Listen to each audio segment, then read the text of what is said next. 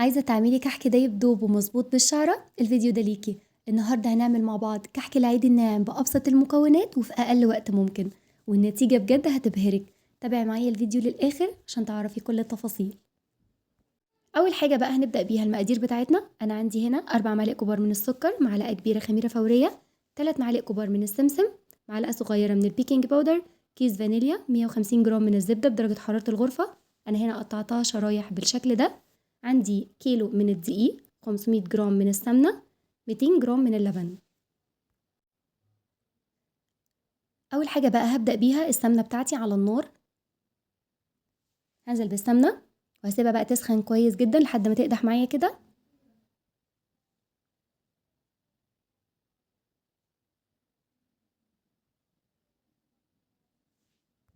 هسيب بقى السمنة تسخن معايا كويس، وبعدين هجهز بقى اللبن والخميرة والسكر مع بعض، هقلبهم كده كويس مع بعض واسيبهم بقى يتفاعلوا. وبعد كده نبدأ بقى بالمكونات الناشفة. عندي كيلو دقيق هنزل عليه بالسمسم، هنزل عليه بالبيكنج باودر، رشة من الملح صغيرة كده، وبعدين هقلب المكونات الناشفة كلها كده مع بعض كويس جدا.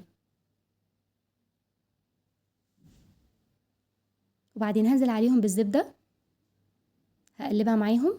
انا هنا عملتها سمنة مع زبدة، يعني سمنة هتكون مقدوحة والزبدة هتكون بدرجة حرارة الغرفة، علشان بس القرص واحنا بناكلها تكون حنينة كده، ما تتعبناش قوي يعني.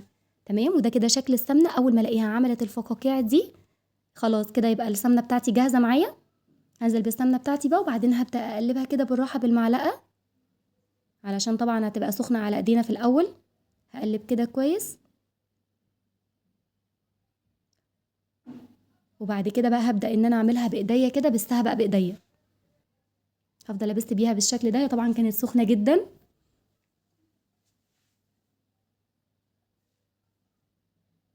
اهم حاجة ان احنا نبستها كويس جدا. وبعدين هنزل عليها بكيس من الفانيليا، بيخلي ريحتها حلوة قوي. وطبعا لو انتوا عندكم ريحة الكحك يبقى تمام، يعني حطوا من ريحة الكحك شوية بدل الفانيليا. خلاص بستها كويس. هبدأ انزل بقى عليها باللبن تدريجي كده، شوية بشوية، عشان حسب نوع الدقيق بتاعنا. هبدأ بقى الم في العجينة كده. طبعا انا هنا لقيتها برضو لسه محتاجة لبن، فهنزل عليها بشوية لبن واقلبها برضو. انا بلمها بس معايا مش بعجنها. تمام. هي كده خلاص خدت معايا ال 200 جرام لبن كلهم، كده خلاص خلصت معايا. هعملها كوره كده، ولو لقيت بقى ان هي ما فيهاش اي تشققات يبقى هي كده خلاص بقت جاهزه معايا. سيبها بقى ترتاح 10 دقايق. تمام. بعد ما ترتاح ال10 دقايق هبدا بقى ان انا اكورها. اجيب صاج او صينيه اللي متوفر عندك، وهبدا اكورها بقى كور بالشكل ده. انا بحب اعملها احجامها صغيره كده. طبعا لو انتوا عايزين تعملوا حجم اكبر من كده براحتكم خالص.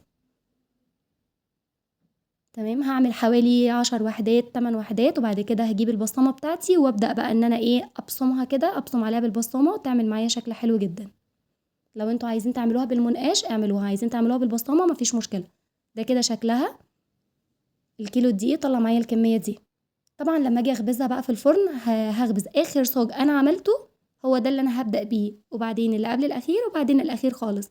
طبعا هخبزها في الفرن على درجه حراره 150 على السلكه في النص. وبعد ما تستوي معايا، القعر بتاعي يستوي معايا، هشغل عليها الشوايه كده، يا دوب تاخد بس لون وتبقى خلاص خلصت معايا. ده كده شكلها بجد خطيرة جدا. يلا بقى نبدأ كده نرصها مع بعض. طبعا لو انتوا عايزين تحفظوها هتجيبوا علبة ليها غطا برضو محكم، هتبدأوا كده ترصوا أول رصة. لو انتوا عايزين ترشوا عليها سكر بودر هترشوا عليها السكر أول بأول ما بين كل طبقة وطبقة. لو حابين ترشوا السكر في الآخر خالص مفيش مشكلة خالص، دي بقى حسب راحتكم انتم يعني. تمام. وهتقفلوا العلبة عليها كويس جدا، وهتقعد معاكم بقى كتير، يعني تقعد معاكم شهرين 3 حسب بقى يعني ما تخلص معاكم. وده كده شكلها. يا ريت بقى لو الفيديو عجبكم ما تنسوش تعملوا لي لايك وشير، تشتركوا في القناة لو لسه ما اشتركتوش، وتصلوا على النبي في الكومنتات.